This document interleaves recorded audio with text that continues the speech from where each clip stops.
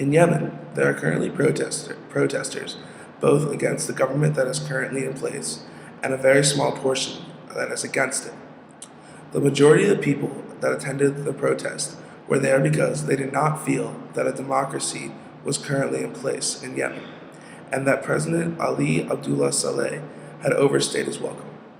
President Saleh has been in power for 32 years, and in 2005 made the promise that he would not run for president again. He later reneged that promise and obviously ran for president once again.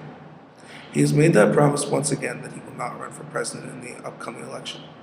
But the fear is that he will renege that promise once again and run for president, hence the protest that took place. Rousseau would have had a very interesting perspective on what Yemen would need to do in order to restore a good government for its people.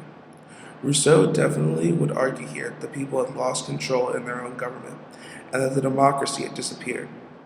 This would not be okay with Rousseau, because he is a strong believer in that the people need to be in complete control of their own government. Here, since they have clearly lost all of their power, the country would need to go through some changes.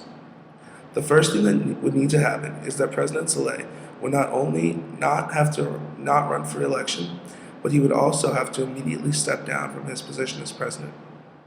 After he steps down, the entire formation of the government would have to change to one in which the people would vote for all of the laws and reforms that would take place in their country from now on. Rousseau would argue that this is the best form of government, because the people will always do what is best for their self-preservation, and because they should have total control over their own government.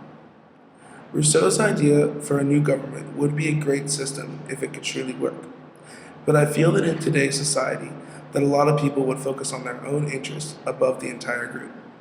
Though this idea is a great one in theory, I do not feel that this is the change that Yemen needs, and they would simply need to go back to a simpler version of a democracy, where they would elect their own leaders.